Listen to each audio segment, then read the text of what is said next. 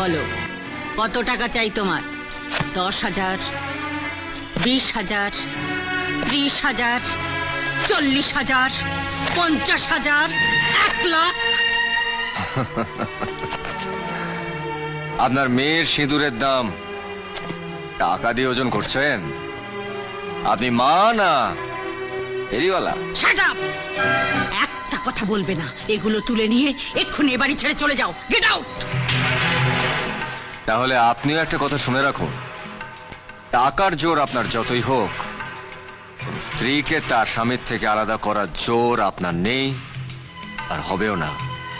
কারণ সিঁদুরের রং লাল, আর টাকার জোরে সেটাকে আপনি কালো করতে পারবেন না।